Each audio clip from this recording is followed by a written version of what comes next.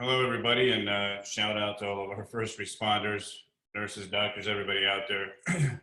I wanted to spend a few minutes just going over some of the changes that we've made in the IMS solution at the request of both the State Fire Marshal and the Division of EMS. And then we did add a couple of local protocols as well.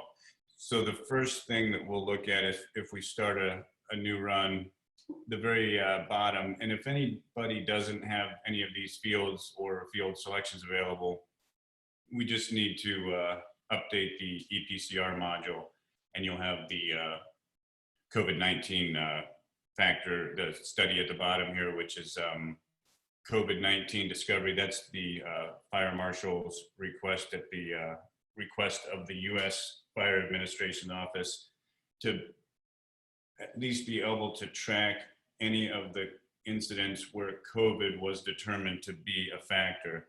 And they did tell me last week that they were going to offer some clarity, but they're also interested in, even for instance, if a fire were to occur and it was a result of some children being at home that wouldn't otherwise have been at home, then COVID would, the fact that we're in a shelter in place would actually be considered a factor in the equation. And then obviously there's the confirmed, if you had a confirmed contact. They did state in the notification or in the bulletin that they posted that if anybody does have any type of contamination, that they would want you to do a fire service casualty report for any members that had any contact with confirmed or I guess suspected as well. And then if it's not a factor. So we'll just indicate that it is suspected. The study is simply that's the only question that they ask is if it was suspected, wasn't a factor, or was confirmed or unknown. So we also, at the request of the Division of EMS, have a field under the primary impression that was SARS originally, and we just simply added the COV2 so as that we can consistently track a value that the state allows for us to export to when your impression would be that it's suspect. The chief complaint field then also has the COVID-19. This was the first field that we populated when we first started to see a need to collect the data. So that is available in the chief complaint. The state put out a notice and asked for a secondary impression, and you'll see those listed there at the top, whether you suspected if it was positive or if it was unknown. Those are the three fields that they're asking us to collect, for their record collection. In this same disposition tab, we did add some functionality or features, drop-down list values, I guess, for the N95 mask. We also added a level 1, 2, 3, and 4. The intent there would be that an agency could have, a legend for that. Your level 1 may just simply be gloves. Level 2 with either a mask or goggles. 3 would be all 3, and then 4 might be N95, gown, shield, full protection. So that's available. 3 different values in there for the protective equipment that was updated.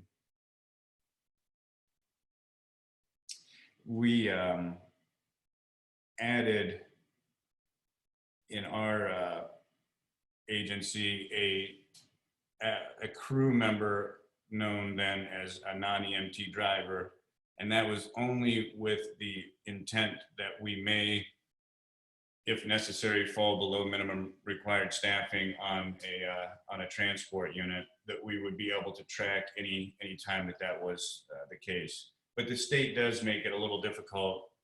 I shouldn't say difficult. It makes it challenging to get to the level that you would have to bring in a non-EMT driver and only have one EMT on the transport unit. You have to have exhausted all of your mutual aid options and all of your internal options before you can drop to that level. But we did put that in, and anybody that wants a crew member indicated is that they can either add the crew member and just give them an arbitrary ID number, or give us a call or send us an email, and I can help get a crew member in if they see the need for that. The state does require for any of those type of calls that you fill out a form and you indicate that you have made contact with your medical control director or med control, and that that this is the reason that you that you weren't able to meet the minimum standards. So you do have to report all of those type of calls. The other thing that was added was the code 1. So the code 1 non-transport is simply treated the same way as a refusal, with the exception that the refusal is at the request of the EMS agency as opposed to at the request of the patient. So if we determine as an ambulance service with contact with our medical control facility that it's not deemed to be necessary for you to go to the hospital via an ambulance, then we'll have you sign off and follow up with your physician. I know that John and I had talked, there might be some difference between the Summit County Code 1 advisory and the Stark County. So we may adjust the language to reflect a little more closely with what you guys are using up north. But at least we can sign those non-required transports off, and at least indicate that we met the minimum standard and reached out to our med staff or med control, just like we would on any other type of refusal. And then we do have that I know that the hospitals had requested, and if there's anybody that would find it of use, we do put out a daily COVID-19 exposure report or probable suspected COVID-19 report.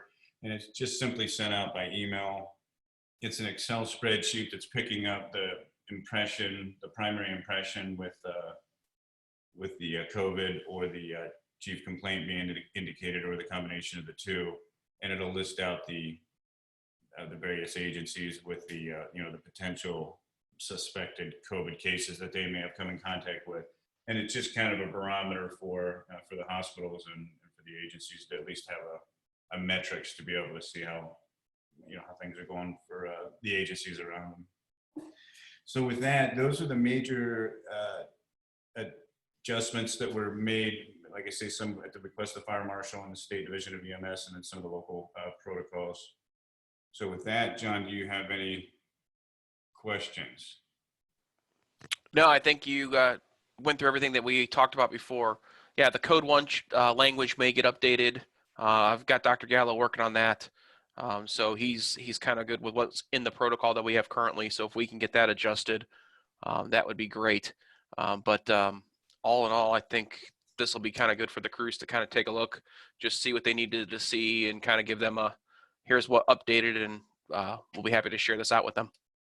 One of the things that was asked that we're going to probably get put into place is where we have our top box for the signature of the patient, as opposed to having the patient sign.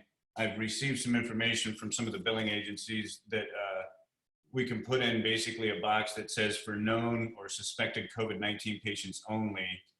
We check a box that says that the patient gave verbal consent for the ambulance crew to sign on their behalf. And then the crew member would sign for the patient, which then saves you the potential contamination with a suspected COVID in your your stylus if you have one, or your iPad. So trying to avoid contact where necessary. So we probably will put that in place as well, so that you'll have that option available. Yeah, Eric, if you guys just let us know, we can help spread the word on that too. So once that feature is ready, just give me a shout, and we'll share it with the crews. I'll try to get that in place, as well as the language change, over the next couple of days, and then I'll just send you an email, and you can let everybody know that those are available, and they can do a quick update to see it presented a little more the way you guys are accustomed to seeing it up north there.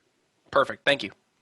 Okay, that's all I have then, and certainly appreciate everybody's working together out there. I know it's kind of tough, but Ohio seems to be doing well, so I think we'll come out, you know, as good as could be expected for sure. We have good leadership in place. All right. Thanks, Eric. You guys have a good one. All right, thank you so much. Have a great day. Bye-bye.